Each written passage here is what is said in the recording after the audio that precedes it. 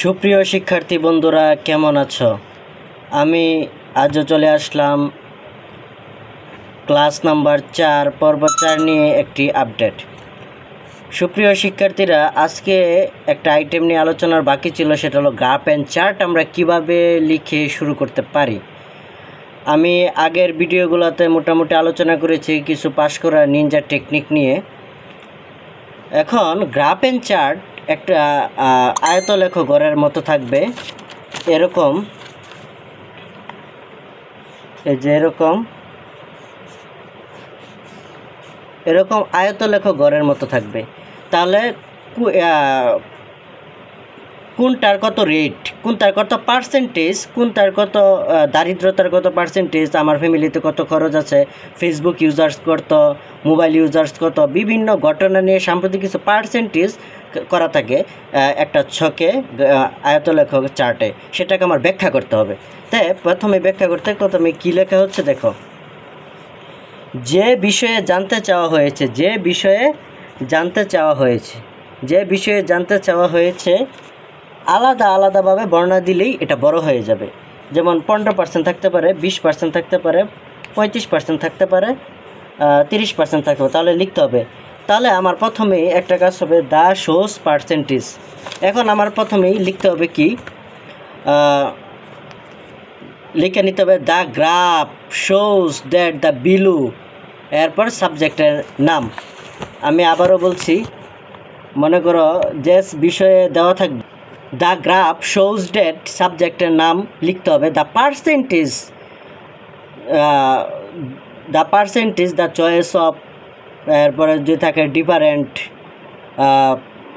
Subject, এরপর তুমি লিখতে হবে the describe it the below, অর্থাৎ নিচে সে সম্পর্কে ডেসক্রাইব বর্ণনা দেওয়া হলো। এরপর তুমি লিখবা দ্য হাইস্ট পার্সেন্টেজ ইজ, বা হাইস্ট নাম্বার পার্সেন্টেজ ইজ, এরপরে দেখবা দ্য লোয়েস্ট, অর্থাৎ সর্বনিম্ন নাম্বার পার্সেন্টেজ ইজ। এই দুইটা লেখার পরে তুমি কত পার্সেন্ট আছে, যে কত পার্সেন্ট আছে আলাদা আলাদাভাবে লিখবা। যেমন দ্য শোস পার্সেন্টেজ ইজ 15% থাকলে, এরপর লিখবা আবার দ্য শোস পার্সেন্টেজ ইজ 20%, আবার লিখবা দ্য শোস পার্সেন্টেজ 30%, যতগুলো পার্সেন্ট আছে আলাদা আলাদাভাবে লিখবা। এরপর লিখে নিচে কী দ্বারা একটু শেষ করবা, যদি শেষ করতে চাও তারপরে তুমি শেষ করবা the finally we shows that, বিষয়ের নামটা লিখবা, পরে উই শোজ ড্যাট বিষয়ের নামটা লিখবা, দ্য পার্সেন্টেজ।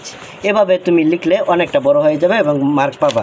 এভাবে লিখলে অনেকটা মোটামুটি হয়ে যাবে, মার্ক পাবা, একটা ভালো একটা রেজাল্ট হবে। আর ডায়লগ প্রথমে হ্যালো, হাউ আর ইউ, এরপর কী বিষয়ে জানতে চাওয়া হয়েছে আমি একটু দেখাই দিচ্ছি। এরপরে আই ওয়ান্ট টু দিস সাবজেক্টের নাম, এরপর যে বিষয়ে প্রশ্ন অর্থাৎ বলা হয়েছে সে বিষয়ে তুমি কিছু কনসেপ্ট ধারণা নিয়ে এরপর তুমি লিখবা। লেখার পরে thank you for you conversation, I am very happy, nice to meet you, I am also, bye bye, welcome.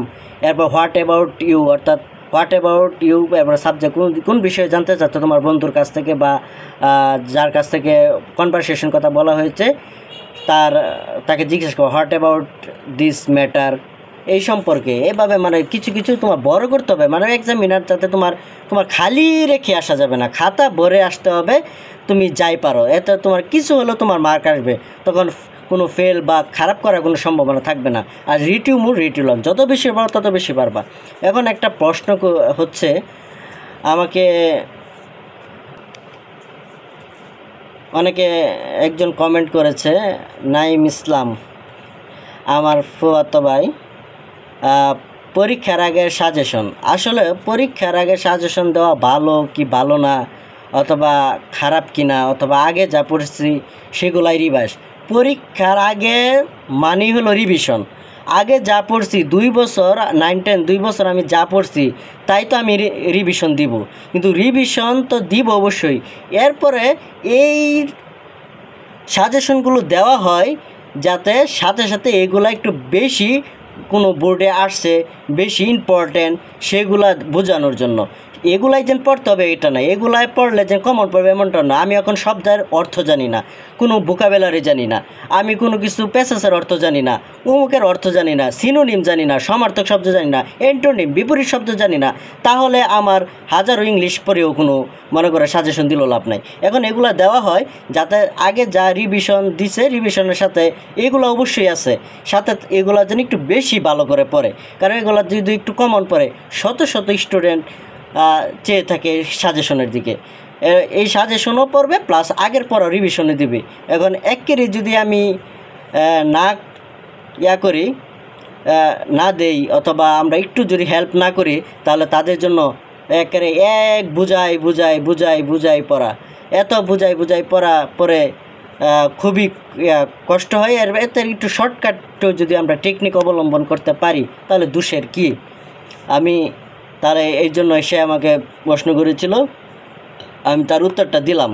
Suggestion কিছু না, আগের পড়াও রিভিশন অবশ্যই দিতে হবে, প্লাস এইগুলো আর কি একটু পড়লে একটু শর্ট টেকনিক এই আর কি, কিন্তু পড়তে হবে। এখন আমার ভোকাবে অনেক সাজেশন আছে, যারা সাজেশন বিতরা অথবা পরীক্ষার আগে বিভিন্ন সময় কোচিং সেন্টার থেকে দেওয়া হয়, যেন পাশ করা নিনজা টেকনিক অবলম্বনের নামে কিছু দেওয়া হয়।